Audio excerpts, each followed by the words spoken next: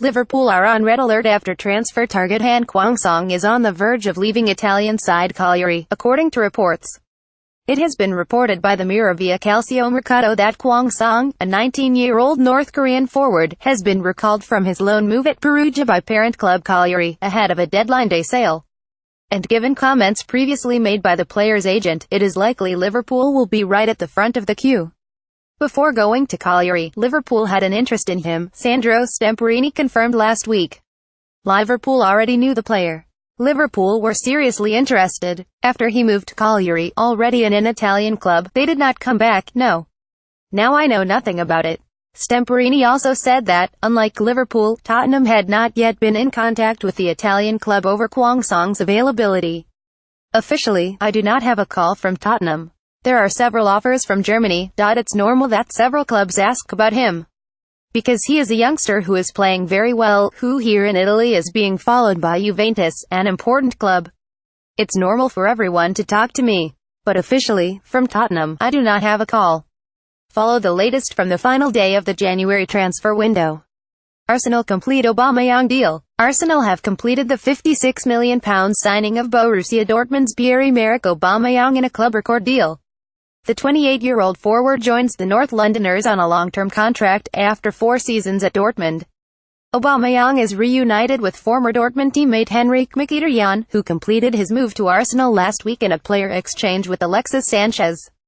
Pierre-Emerick Aubameyang was confirmed as an Arsenal player on Wednesday. Getty, and have almost tied down Ozil. Arsenal are close to securing the future of Mesut Ozil to a lucrative new contract, which would make the Germany international the highest-paid player in the league. As first reported by Bild, Ozil has agreed to extend his stay at the Emirates by committing to a new 3.5-year deal worth a reported £350,000 per week. Arsenal have denied that the deal has been signed yet, but an agreement is understood to be close.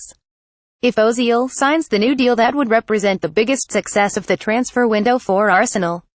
They have already signed Henrik Mkhitaryan from Manchester United and Pierre-Emerick Aubameyang from Borussia Dortmund, but were facing the prospect of losing Ozil, who had just 6 months left on the contract he signed when he joined Arsenal from Real Madrid in 2013. Mesut Ozil is to commit his future to the club. Getty, he would have been a free agent in the summer, and Manchester United were interested in signing him for free, but Arsene Wenger has grown in confidence after recent negotiations with Ozil's representatives.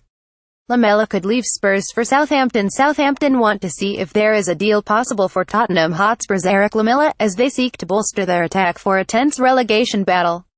They could also face competition from Roma. The 25-year-old is just back from a long-term thigh injury that kept him out of action for over a year, but only has 18 months on his contract, and has not yet signed a new deal. If Spurs were to agree to let him go, it would likely only be a loan deal.